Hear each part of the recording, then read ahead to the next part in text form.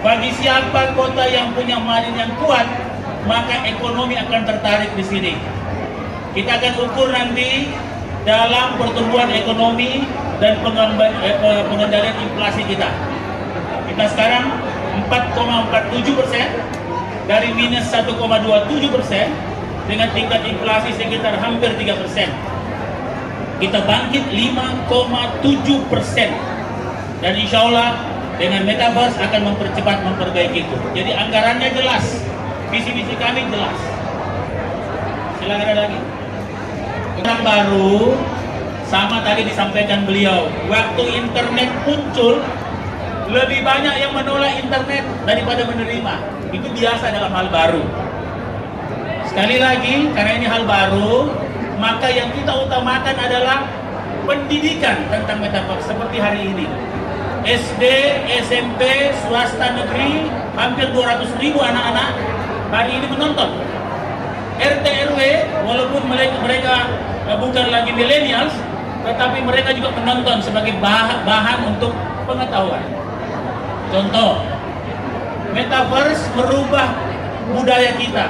Seperti tadi, ternyata avatar itu bisa menggantikan kita dari perilaku kita yang bisa di-scan daripada perilaku kita di media sosial, dan akan dikelola oleh artificial intelligence yang mengolah itu. Ya, sama dengan teman-teman, kenapa tiba-tiba sepak bola terus muncul di HP-ku, padahal yang algoritma itu bekerja. Kebetulan kita pergi nonton sepak bola, di location service-nya ketemu di situ, langsung dikirim kita gambar-gambar seperti itu. Makanya kalau mau dilihat perilaku kita, lihat di Instagramnya kita. Jadi kalau banyak makhluk halus di situ, berarti kita sering berinteraksi dengan makhluk halus. Kira-kira begitu. Itu namanya artificial intelligence. Jadi saya kira masyarakat itu harus kita terus didik tentang paradigma baru ini. Kenapa kami terbuka hari ini? Kami ingin mengajak semua orang. Karena kota Makassar ini untuk semua, bukan untuk wali kota dengan wakil wali kota saja, tapi untuk semua. Jadi semua berhak tahu, semua juga berhak mengkritisi, dan semua juga berhak untuk mendukung. Terima kasih. Sangat memungkinkan Makassar menjadi kota Metaverse.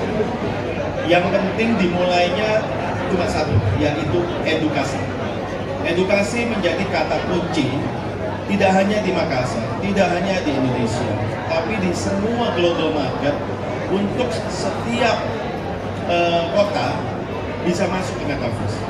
Metaverse bukan dimiliki oleh satu orang. Metaverse itu merupakan fundamental internet yang lebih dahsyat daripada konsep prosumerisme yang akan dimiliki oleh masyarakat banyak. Edukasi adalah entry awal Metaverse. Semakin mengerti, maka akan terciptalah anak-anak generasi berikut yang menjaga platform Metaverse tersebut. Kalau itu nggak dilakukan, itu akan sangat sulit dalam membangun sebuah Metaverse ekosistem. Sebab ekosistem Metaverse tidak hanya online, tetapi offline juga. O2O-nya harus jalan. Nah, kota mana yang bisa handal soal itu adalah kota yang sudah ready platform data. Kita seperti Makassar. Makanya penting sekali edukasi dimulai dulu. Saya tambahkan, seperti tadi penilaian CRC terhadap kondisi pelayanan publik, itu dasar-dasar Metaverse. Bahwa Metaverse itu real data yang bisa dilihat di virtual verse-nya, dan di dunia virtual yang 3 dimensi. Jadi tinggal kita mentransformasikan data-data tadi dalam kenyataan yang bisa kita lukiskan dalam ekosistem tadi.